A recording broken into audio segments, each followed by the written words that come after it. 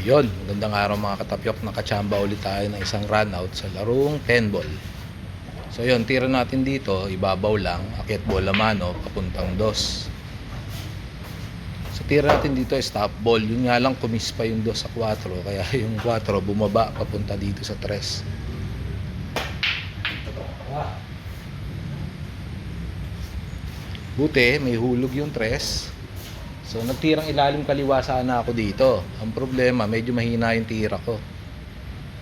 Kaya medyo nag-alanganin sa preparasyon sa 4. Itinirang nipis ko yung 4 dun sa corner.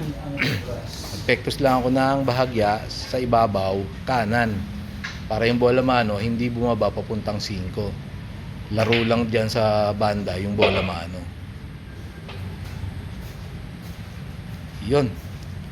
Bali tirang stop ball lang ako dito sa 5 para preparasyon sa is. Yan, bali yung tira natin sa 6, gitna lang, baba bola mano, papuntang 7.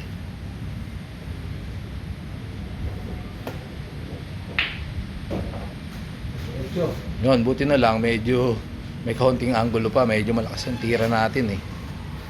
Nanipis ng kaunti yung tira natin sa 6. Bali nagtirang ilalim ako dito, ilalim kanan, saktuhan lang yung balik ng bola mano papuntang 8. Yun, tinignan ko kung paano magiging tira ko dito. Yun nga lang, naisip ko sanang magpektus ng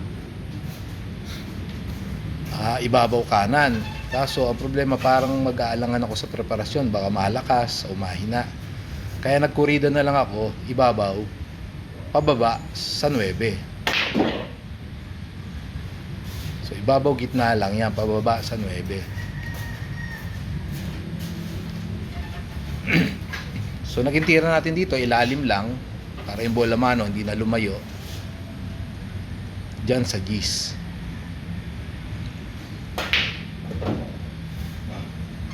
So yun, last ball na tayo sa gis. Bali si Katapyok ay nakachamba na naman ang isang run out sa larong 10 ball.